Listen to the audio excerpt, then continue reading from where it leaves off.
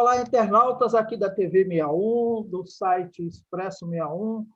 Estamos começando mais um programa, O Direito Achado na Rua e o Mundo do Trabalho, com o Eimar Loguécio, é advogado, especialista em direito do trabalho e sindical, e ele é membro do grupo de estudos O Direito Achado na Rua, coordenado pelo professor José Geraldo de Souza Júnior, da Universidade de Brasília, UNB. E nós temos hoje a grata satisfação de receber aqui como convidada a Bárbara Vasques. A Bárbara, ela é doutoranda e mestre em desenvolvimento econômico pela Unicamp, docente e coordenadora de pós-graduação da Escola DIEESE de Ciências do Trabalho e também professora visitante da Fundação Escola de Sociologia e Política de São Paulo. O tema do nosso programa de hoje é negros e mulheres no mercado de trabalho. A Bárbara vai trazer uma série de dados importantes do DIEESE, das suas pesquisas. Eimar, como está você? Tudo bem, meu irmão? Olá, João, como você está? Bárbara, prazer receber a Bárbara aqui no nosso espaço, né? Na semana passada nós dissemos que teríamos aí os convidados e a Bárbara é a nossa primeira convidada aqui no programa. Seja bem-vinda, Bárbara. Obrigado por ter aceito o nosso convite para bater esse papo. E o tema não pode ser mais importante e nem também tão representativo como tratar de negros e mulheres no mercado de trabalho, né?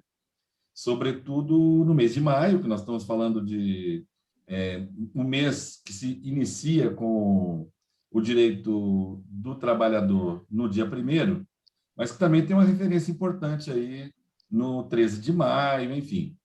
E temos também a situação da pandemia, né? Que atinge e tem atingido, conforme alguns estudos que têm sido publicados, esse recorte de gênero e esse recorte de raça de forma ainda mais cruel, né? Então, nosso papo aqui com você, Bárbara, começa por aí. O que você pode nos falar, o que você pode nos contar, que dados você pode compartilhar conosco sobre esse tema? Só para fazer minha saudação a você, Bárbara, também, né? Prazer enorme estar aqui com você. Mas diga lá, o que você tem para nos responder aí diante dos questionamentos do Eimar? Obrigada, João. Obrigada, Eimar. Um prazer estar aqui com vocês. É um debate muito importante, né, para a gente retomar o mês de maio e em todos os dias, porque eu acho que o Eimar concorda comigo, né, que falar de mercado de trabalho no Brasil sem falar a situação dos negros e das mulheres é impossível, né, porque a gente, de fato, tem uma construção histórica desigual, né, de um mercado de trabalho muito cindido, em que, de fato, os direitos do trabalho e uma certa inserção dos trabalhadores numa estrutura produtiva mais moderna, né, ela nunca chegou a ser completada. Então, diferente, né, da Inglaterra, da França, né, que constituíram mercados de trabalho em que o assalariamento era a regra, aqui no Brasil a gente sempre teve uma parte que briga para se incluir e uma parte que é evidentemente excluída do mercado de trabalho. E isso está muito vinculado, né, à cor da pele e vinculado ao gênero, ao sexo, né? Então, essa exclusão, ela é estruturante. Acho que quem faz análise de mercado de trabalho sem falar disso, está fazendo uma análise bem parcial. Uma vez eu vi a professora Helena Irata falando isso na Unicamp, e achei bem curioso, né? Que ela lia um documento dizendo, olha, nos anos 2000, né, com aquele comecinho de anos 2000 ali que a gente teve crescimento econômico, né, algumas conquistas no campo do direito do trabalho, e ela leu um material que dizia o seguinte, que agora a gente poderia focar atenções também, por exemplo, nos temas de gênero, de igualdade racial. E ela falou, mas isso aqui isso não é um debate setorial, isso é um debate estruturante do mercado de trabalho brasileiro, né? Então, Eimar, para a gente discutir um pouco os dados, né? Queria, evidentemente, falar rapidamente aqui, não vou fazer uma apresentação de técnico do DIEESE, né? Que às vezes a gente se empolga com os gráficos, mas eu vou fazer uma propaganda e divulgação dos estudos que a gente tem feito no DIEESE, né? Ao longo da pandemia, muitas notas técnicas setoriais e tratando de forma mais geral do mercado de trabalho foram produzidas, né? Porque O Diese nasce um pouco com esse intuito, né, de fornecer subsídios para os trabalhadores na compreensão do mercado de trabalho, na construção das políticas públicas.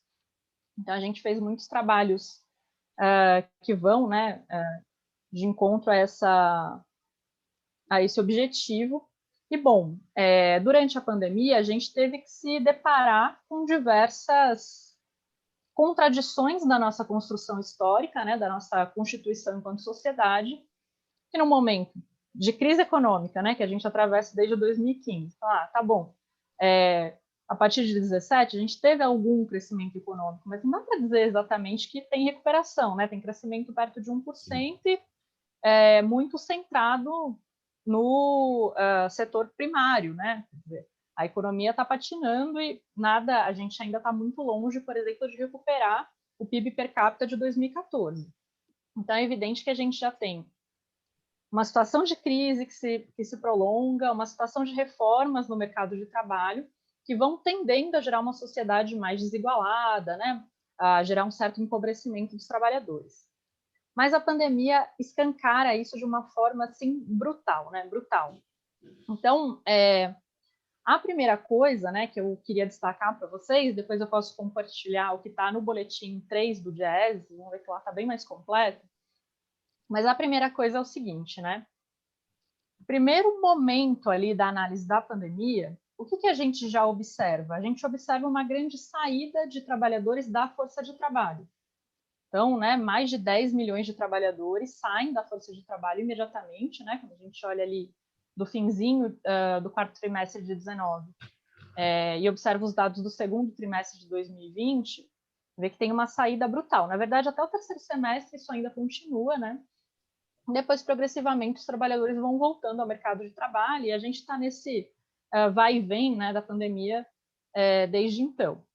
Bom, mas é óbvio, né, que a pandemia vai atingir de forma diferenciada os trabalhadores, né? Então, o Diese teve esse cuidado de verificar os dados para negros, tanto homens negros, mulheres negras, homens brancos e mulheres brancas.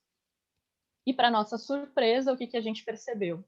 Que dessa redução, né, que era um pouquinho superior a 10 milhões, 76,6% dos que saíram do mercado de trabalho eram negros. Então, veja a brutalidade da pandemia sobre a população.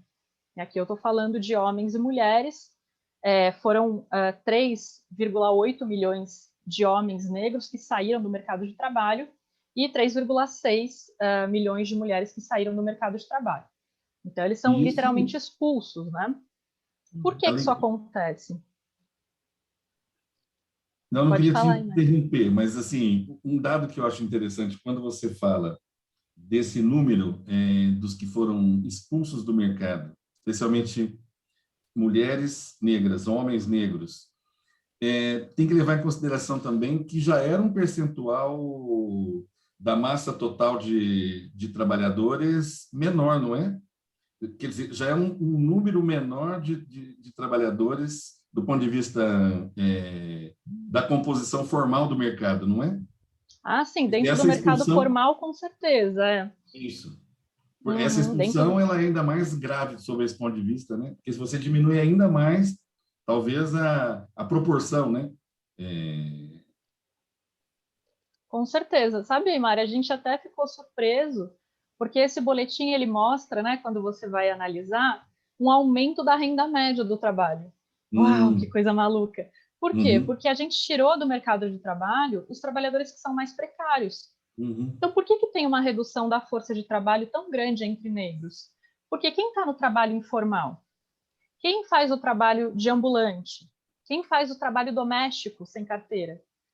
Esses trabalhos foram simplesmente impossibilitados durante a pandemia. Quer dizer, muitos trabalhadores ainda persistiram, né, e foram em busca do seu alimento, mas todo mundo que tinha o mínimo de condição de se alimentar sem se expor às ruas, enfim, tomou essa opção. Os trabalhadores formalizados tiveram outras formas, né, de manutenção do seu emprego, inclusive algumas políticas públicas, como a MP 936, né, que você fazia um acordo de redução de jornada ou suspensão do contrato, que, enfim, também foi alvo de críticas, mas minimamente preservava, né, o vínculo de emprego. Teve a medida provisória 927, que também tinha suas contradições, né, porque dava um poder, uma certa discricionariedade, né, um poder de decisão muito grande do empregador, mas ela foi importante na medida em que ela permitiu que os trabalhadores formais fossem para home office, etc. Depois a gente foi brigar para que o home office fosse melhor regulamentado, né? A gente foi discutir os termos dessas medidas. Mas, veja, havia alguém elaborando para a proteção desses vínculos formais. A população que está no mercado informal e que, sobretudo, precisa sair às ruas ou se deslocar, por exemplo, para a realização do trabalho doméstico, ela não teve opção. Ela não teve essa opção, né? Ela teve efetivamente que sair do mercado de trabalho. Então, é por isso que a renda na média até aumentou, porque quem ficou foram justamente os trabalhadores que já têm uma certa proteção. Então, um dado bastante brutal, né? Se a gente pegar, vou te dar um dado aqui só, por exemplo, né? Se a gente for ver por posição na ocupação, né? Que é uma pergunta específica que tem lá na PNAD, você vê que só os trabalhadores sem carteira já responderam por mais de 1/3, né, do número de pessoas que saíram do mercado de trabalho, os trabalhadores domésticos sem carteira. Então, na verdade, você vê que tem uma concentração dessa desconstituição do mercado de trabalho já muito nos setores precários, né? O Jazzy fez um outro dado que eu acho bastante interessante também, e triste, né, mas que revela um pouco essa interação, né, entre os indicadores de gênero, raça e os indicadores de renda, de classe social, né, é que a gente fez uma comparação, né, das pessoas que estavam ocupadas no primeiro trimestre e das que estavam ocupadas no segundo trimestre. Então, você vê que tem uma redução, né, do número de ocupados, e a gente foi ver em que setores, né, tinha tido uma redução maior do número de ocupações. E, bom, 23% dos trabalhadores que recebem até um salário mínimo tinham perdido a sua ocupação entre o primeiro semestre de 2020 e o segundo semestre de 2020. Quando você pega, por exemplo, os trabalhadores que ganham mais de 5 salários mínimos, a proporção é muito menor, de 3%. Então, a gente tem aqui 11,5 milhões de trabalhadores que perderam a sua ocupação de um trimestre para o outro, e, bom, 6,7 milhões recebem até um salário mínimo. Você percebe que tem uma concentração aí dessa vulnerabilidade e que tem uma ligação muito evidente, né, com gênero, com raça e, óbvio, né, com os indicadores de renda. Então, a pandemia expôs isso de uma forma muito evidente para nós, né? E, Bárbara, na verdade, também, né, como você acentuou no começo, o nosso mercado, estruturalmente, ele é um mercado não inclusivo, né? Então, com esse movimento, ele acaba acentuando as desigualdades, né? Porque, na verdade, se são os grupos de trabalhadores com menor renda que saem do sistema e têm maior dificuldade, inclusive, de voltar, porque eu acho que essa é uma outra característica, não é? Não só a dificuldade de entrar no mercado formal, mas nos últimos anos uma tendência de sair e não voltar. Quer dizer, então, conseguir algum tipo de ocupação fora do trabalho assalariado, né? E às vezes sequer fora do trabalho assalariado. Então, na verdade, isso a gente precisaria, né, examinar o que isso, de certo modo, nos leva a uma concentração, né, de determinadas ocupações protegidas, mas um grande número de trabalhadoras e trabalhadores completamente sem nenhum tipo de proteção, né? Quer dizer, se a proposta da nossa Constituição era de inclusão progressiva, né, desses setores para os sistemas de proteção, nós temos exatamente o efeito inverso nos últimos anos, né? E muito acentuado com a reforma trabalhista e muito acentuado agora também na pandemia, né? Essa expulsão, digamos assim, desses setores para as franjas do mercado, né? E como é que você tem visto como é que o Diese tem acompanhado esse movimento? Quer dizer, como é que esses trabalhadores e trabalhadoras também estão conseguindo se organizar minimamente? Você vê algum tipo de movimento nesse sentido? Imar, eu concordo assim plenamente com o que você colocou, né? Eu acho que a gente até do ponto de vista teórico, né, precisa compreender bastante, né, essa interação entre os setores, digamos assim, tipicamente capitalistas do mercado de trabalho, que tem uma proteção, um certo arcabouço institucional, né, que o organiza e que tem, né, muitas vezes a proteção sindical também, porque são os setores mais organizados e conseguem também com isso lograr, né, construir entidades de trabalhadores fortes e ali ter uma interação, né, por luta, por mais direitos, etc. E tem uma parte que efetivamente não foi incluída, né, nesse sistema propriamente capitalista, né? Estou usando aqui termos assim, tipicamente capitalista, que é do Paulo Renato Souza, né? Eu gosto muito dessa tese, uma tese dos anos 70, que eu acho que procurava discutir um pouco essa relação, né, de um capitalismo num país periférico, quer dizer, uma leitura muito brasileira, que eu acho que é importante a gente retomar, assim como o Chico de Oliveira, né, como tantos outros. E eu acho que o que acontece, esses setores eles convivem e interagem, né? De toda forma, claro que a classe trabalhadora é uma só, mas elas estão inseridas de forma diferente dentro do sistema produtivo, né? Acho que é um pouco esse o recado. Claro que todos estão sob o capitalismo, mas também interagindo com o sistema de uma forma muito específica. E o que eu vejo é o seguinte, em determinados momentos, né, principalmente em momentos de fortalecimento de um projeto nacional, da construção de um processo de desenvolvimento econômico, aí de diferentes matizes, né, mais nacionalista, menos nacionalista, a gente tenta, digamos assim, incluir os que estão excluídos. Então, vamos pensar lá na construção, por exemplo, da legislação trabalhista com o Getúlio Vargas, nas suas contradições e críticas, né, que os estudiosos do mundo do trabalho, o próprio movimento sindical têm, né, essa constituição original do sistema brasileiro de relações de trabalho, mas ela pensava um processo de inclusão, né, de tentativa de inclusão dos trabalhadores num certo ideário de um capitalismo regulado, mais desenvolvido, etc. Há outros momentos, né, em que esses modelos são colocados. Então, como eu disse, por diversos matizes, né? Na minha opinião, por exemplo, no governo Lula e no governo Dilma, né, a gente também, aí de forma muito mais explícita e mais voltada, né, mais ligada com os ideais da classe trabalhadora, de uma luta por igualdade, de distribuição de renda, etc., uma construção de relações de trabalho que pudessem incluir os excluídos, né, com diversas políticas tentando, digamos assim, estruturar o mercado de trabalho. Então, resolveu todo o problema do excedente estrutural de força de trabalho no Brasil? Evidente que não, né? Não foi capaz de fazer grandes reformas estruturais, mas tinha um sentido de inclusão. Uau, isso para mim, né, no Brasil já é revolucionário, Sem né? dúvida, sem Inclusive dúvida. passível de golpes, né? Não é assim? É aquilo que alguns professores nossos têm trabalhado, né?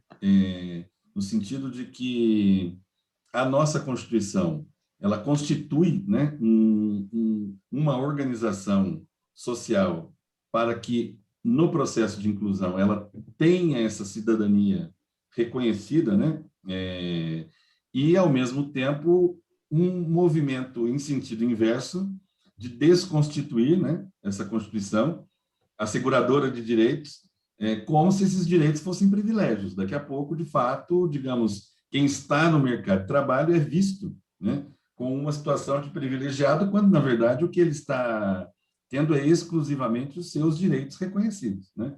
Então, você começa a ter... Marilena Chaui fala um pouco sobre isso também, né? A diferença entre direito e privilégio, né? Quer dizer, aquele que começa a se sentir, né, porque tem determinados direitos, como sendo um privilegiado, quando, na verdade, o que constitui a democracia é você ter direitos, né? E esse processo de inclusão de mulheres, de negros no mercado de trabalho, naquilo que se convencionou chamar de trabalho decente, né? Ela é uma diretriz civilizatória, né?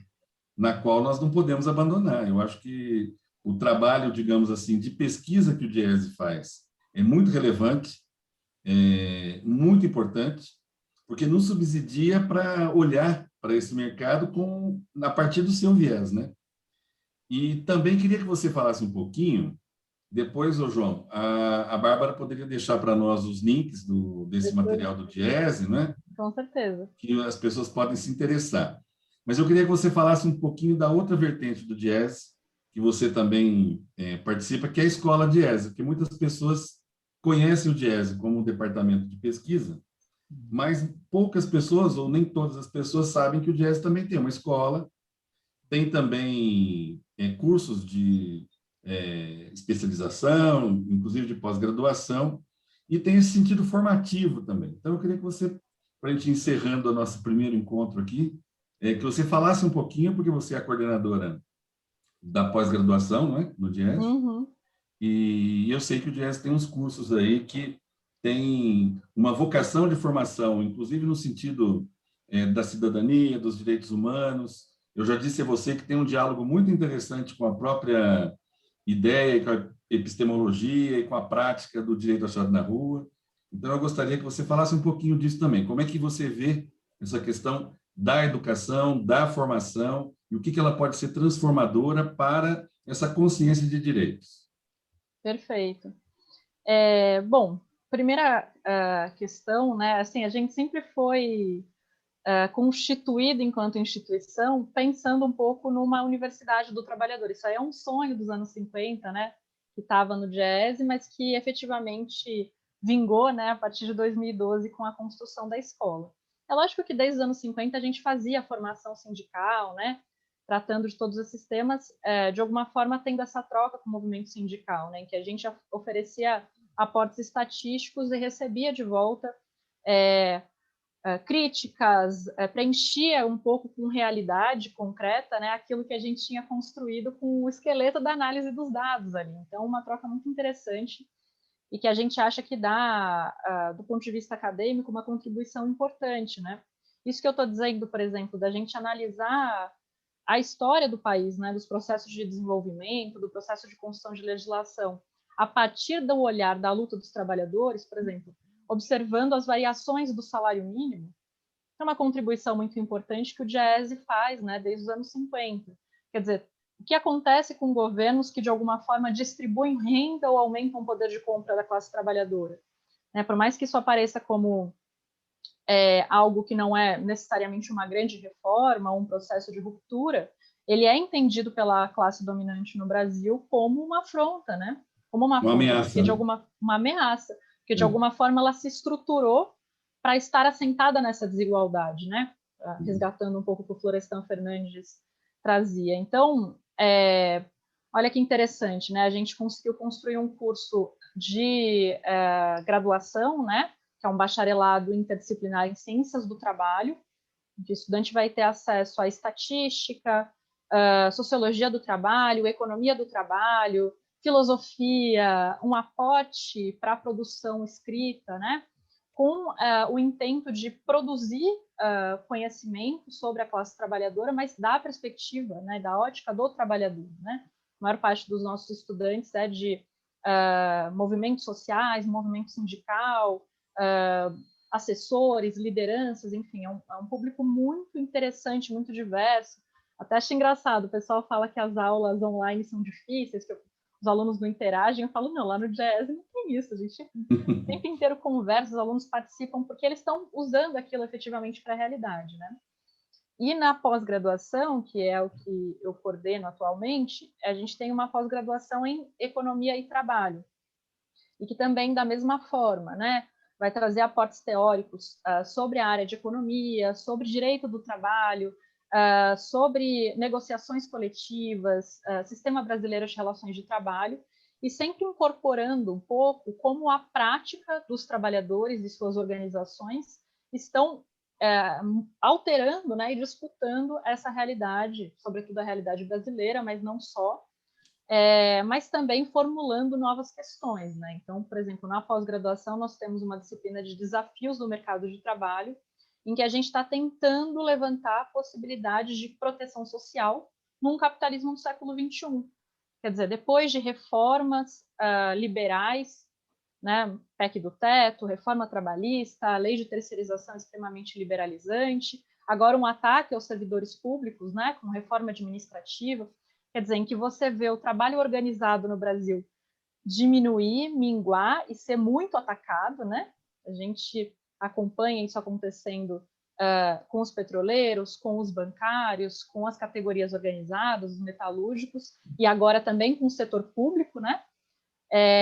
E como a gente poderia refletir sobre essa realidade para pensar sistemas de produção, sistemas de proteção social e do trabalho de todos os brasileiros, né? Não só os que estão nas categorias com organização tradicional, mas também extrapolar, né, essas condições e pensar um pouco o trabalho do entregador por Uber, né? O que a gente pode propor, quais são as experiências possíveis para organizar esses trabalhadores e para construir novos direitos, né? Sabendo que o sistema produtivo também está em transformação. Então, é um pouco essa a nossa função ali. Que você toca em dois pontos que eu acho que são centrais aí, né? Primeiro, essa questão de que nós temos uma disputa permanente, né? E ainda quando não se reconhece, quando a pessoa não se reconhece nessa disputa, né? Tanto que se diz que, por exemplo, os entregadores ou o Uber, eles não gostam da CLT ou não gostariam de estar. Eu sempre faço uma provocação sobre isso, que eu digo, tá bem, não se perguntou a ele se ele quer ter proteção ou não. Se perguntou se ele quer ser empregado. Muitas vezes, ser empregado também não é um processo de autonomia, não é um processo de libertação, né? É um processo também de exploração. Então, eu acho que a grande questão que daí são as novas formas de exploração, né? Que algumas nem são tão novas, né? Mas essas novas formas de exploração, elas exigem, de fato, pensar outras formas de regulação, né? Da mesma forma que o direito foi capaz de criar determinadas instituições que foram aderentes ao sistema capitalista industrial, eu acho que nós temos agora que pensar formas de proteção que estejam afinadas com o tipo de capitalismo que nós estamos vivendo, né? E eu acho que isso é uma provocação para os nossos próximos encontros, inclusive, né? Como é que esse direito, né, pensado, digamos, como um sistema de proteção, ele pode dar conta da nossa realidade a partir das necessidades desses trabalhadores e trabalhadoras, né, de viver da sua renda e do seu trabalho, né? E você tem razão, eu acho que nós temos aí um processo duplo, né? De pensar essas categorias, pensar essas questões, mas ao mesmo tempo de atuar junto, né? Porque esses trabalhadores e trabalhadoras têm muito a dizer para a gente, né? De como é que eles estão se virando, digamos assim, e, portanto, como é que eles estão disputando a vida e a realidade do dia a dia, né? E eu acho que isso é muito, muito expressivo no trabalho do Jazz, e queria agradecer muito esse nosso primeiro encontro aqui. Espero que a gente possa nos ver outras vezes com alguns temas. Você fica à vontade se você quiser dizer mais alguma coisa, enfim, para encerrar o nosso papo hoje. E já te agradecendo muito, viu, Bárbara, sua disponibilidade e o que você trouxe aqui para a gente, para o nosso bate-papo. Não, eu que agradeço, hein, Mário. Eu acho que são todos debates fundamentais, né? Acho que a gente começou um novo século aí com muito ataque, né? À inclusão social, aos direitos dos trabalhadores, aos direitos sociais. Mas eu acredito que a gente também está num momento de crise, ele também é um momento de reinvenção, né? Então, eu acho que é um momento de construção de novas utopias, de novos processos de inclusão social e proteção social, com outras linguagens, efetivamente, né? Mas eu acho que também é o momento da gente olhar para o nosso passado, marcado por muita desigualdade, por muita exclusão, e buscar enfrentar esses novos temas, né? Então, nosso fazer acadêmico tem muito sentido, muita conexão com esse propósito, né? Pensar o Brasil, mas pensar o Brasil para propor novas políticas e pensar uma nova estruturação de sociedade que aí, de fato, tenha no seu centro a inclusão social, né? Acho que é um pouco essa a nossa tentativa. Então, um prazer estar aqui com vocês, porque eu sei que a gente compartilha dessa premissa, né? E também dizer que nós estamos na pós-graduação justamente no bloco que vai discutir Estado e políticas públicas, e eu já falei que o professor Eymar vai ser um dos convidados, né, justamente para discutir esses processos de construção de novas legislações, novas experiências a partir do que os trabalhadores estão refletindo e sentindo com essa nova realidade, né? Então, sempre bom estar aqui nesse espaço de troca. Obrigado mesmo, Bárbara. E vai ser um prazer continuar esse diálogo com vocês. Só por fim, João, nós já estendemos aqui o nosso tempo. Nós já estamos estourando, né, aqui o nosso minuto. Você percebe, mas só por fim, uma provocação para você. Você percebe que as pautas sindicais incorporaram mais os temas de mulheres e negros? Percebo que sim. Ao longo dos anos 2000, essas pautas tomaram muita força, né, dentro do movimento sindical. E aí, por exemplo, a categoria dos bancários, né, desde os anos 2000 já constituiu uma mesa só para falar de igualdade de oportunidades, né, e não só raça e gênero, mas também LGBT, pessoas com deficiência, enfim, entre outros temas, né. E, no fim das contas, agora, né, nesse momento que nós estamos aí chegando na terceira década, né, do século XXI, também as empresas têm compreendido melhor a importância dessa inclusão, né? E a ONU tem pautado também pela Agenda de Desenvolvimento 2030. Então, a gente percebe que teve uma conquista institucional mesmo com relação a esses temas e o movimento sindical foi muito importante para construir esse espaço, né? Acho que até no debate público, na mídia, etc., esses temas avançaram muito e, felizmente, estão se tornando direitos também, né? Maravilha, gente. Você desculpa, mas o tempo está encerrando. Eu faço a parte chata da live, que é na moderação, e a gente correndo o risco de cair, ficar antipático, cortar a fala de todos. Eu agradecer muito a Bárbara. Foi sensacional. Você trouxe elementos importantes. Eymar, que é o dono do programa, já estava até pensando em falar para ele ancorar sozinho, porque ele é bom pra caramba na história, né? Então, mas, enfim, é um prazer sempre estar com vocês. A TV 61 agradece. O momento que vocês quiserem, estou sempre aqui. E a Bárbara vai vir em outros momentos. Eu queria ter feito uma série de perguntas, mas o Eymar ele acabou fazendo parte das perguntas que eu queria. E a gente volta na próxima terça-feira. Um abraço, Eymar. Isso, um abraço, João. Um abraço, Bárbara. Um abraço para todos. Prazer, João. Um abraço, Eymar. Até a próxima. Até.